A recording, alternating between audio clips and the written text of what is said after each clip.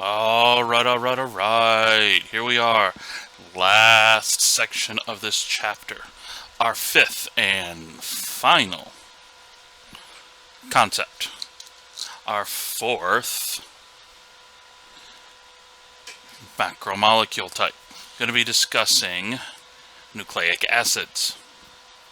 Now, in the last lecture, the lecture over the proteins, I used the term gene. Well, I didn't, identify what a gene truly is. So that's what I'm going to do here. A gene is nothing more than a set of instructions. A set of instructions on how to build a single polypeptide. Done. That's it. That is the great mystery. Well, later chapters we're going to find out that your chromosomes, your DNA, is composed of a complete set of genes.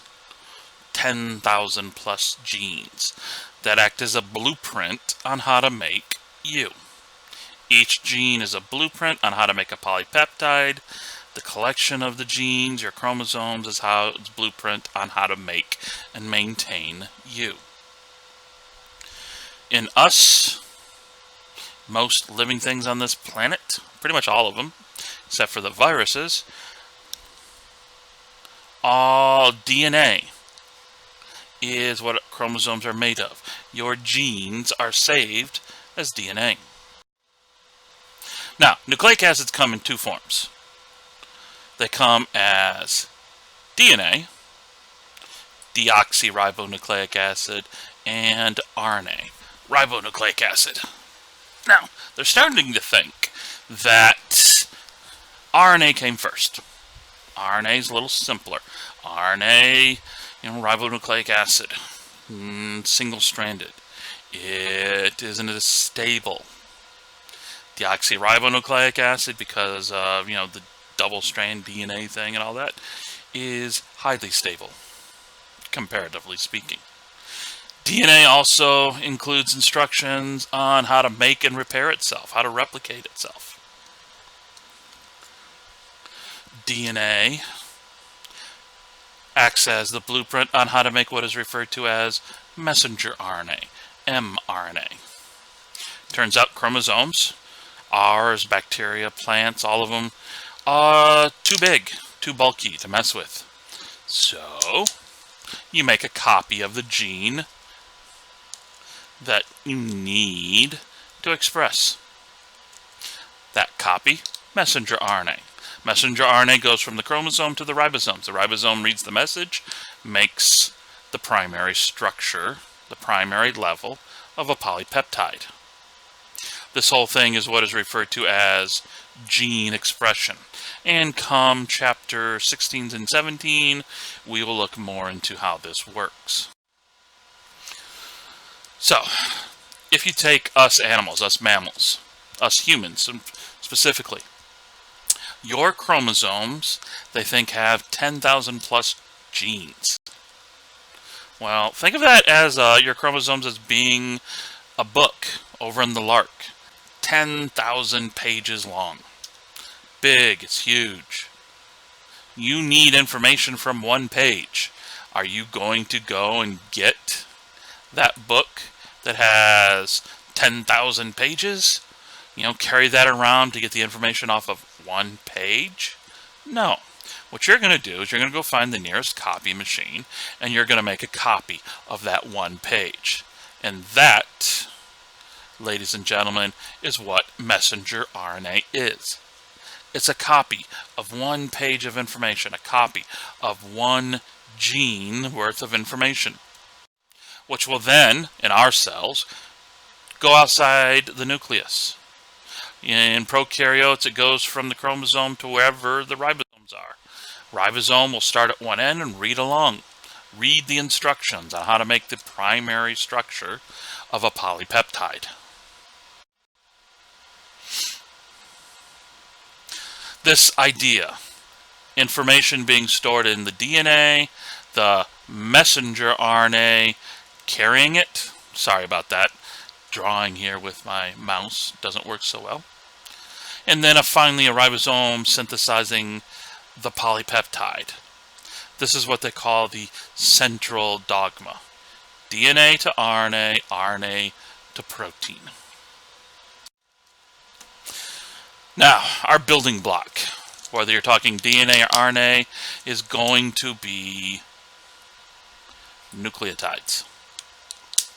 Nucleotides are composed of have three components: a nitrogenous base, a sugar, a pentose, penta meaning 5 carbon sugar, and at least one phosphate group. All three things together gives you the nucleotide. Notice that T, tides. If all you have is the nitrogenous base and the sugar right here, then what you have is the nucleoside with an S. Now, the nitrogenous bases comes in two forms: pyrimidines, purines, single or double ringed. Pyrimidines, single, purines, double. The pyrimidines: cytosine, thymine, uracil, CTU. Purines, these double ring things: adenine, guanine.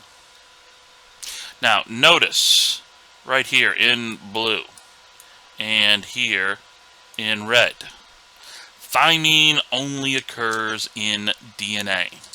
Uracil only occurs in RNA. What happens? Enzymes come along and read the double-stranded DNA, double helix. They read and make a copy, the messenger RNA. They read along, boom, boom, boom, boom. Every time they see a T in the DNA, they put a U in the messenger RNA. That way, cells know if a T is present, if it's DNA, if a U is present, it's RNA. The big difference between deoxyribose and ribose is right there. Hydrogen, hydroxyl. Notice the sugars, relatively the same. The C, the A, the G for the nitrogenous base up here are the same. Difference between a nucleotide, nucleoside. The tide, the T, has all three. The side only has the two.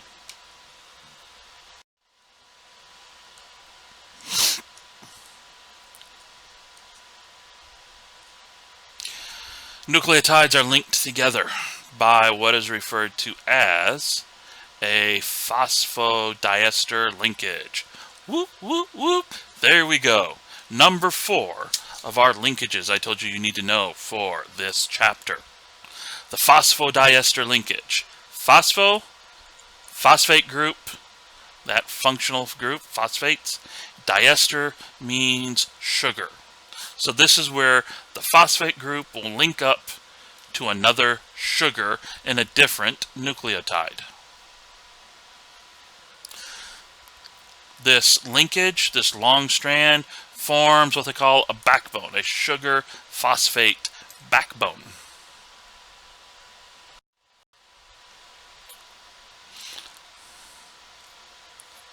Since you were kids, you've heard the term DNA, the double helix. But nobody's ever actually told you this double helix. It's two strands of DNA that are parallel. Remember, parallel, two lines that run side by side and will never meet.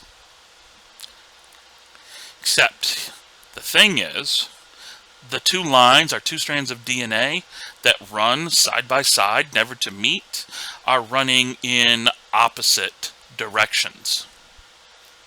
They refer to this as anti-parallel. They will never meet, they're just pointed in different ways. So I want you to picture a ladder. The uprights on the ladder, the sides on the ladder, these are our two phosphodiester backbones. One points up, other points down.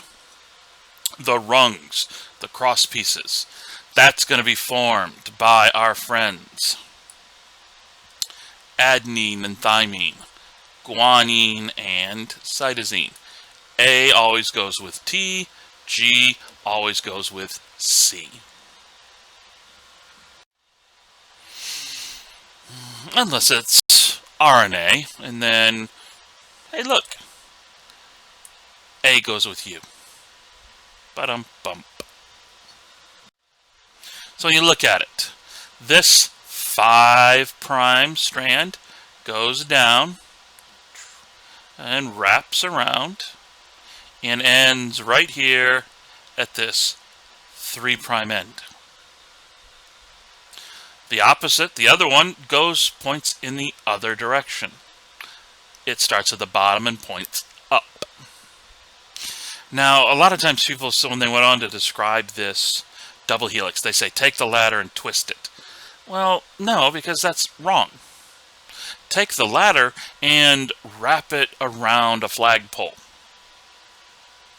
so that you see the two parallel parts are always parallel, and the rungs, A to T, G to C. This gives DNA some extreme stability, especially when you compare it to other nucleic acids, messenger RNA, tRNA, ribosomal RNA. You take this double helix that's wrapped around each other, and you have all of these billions and billions of hydrogen bonds holding everything together. You wrap it around some proteins. You now have something that is so stable. 2,000-3,000 years later, we're still isolating chromosomal DNA from mummies buried in ancient Egypt.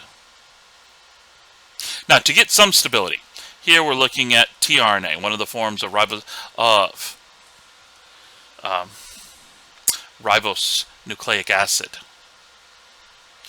Still a single strand, even though it looks double. It starts here, and then it goes around, up and down, back and forth, until it ends here.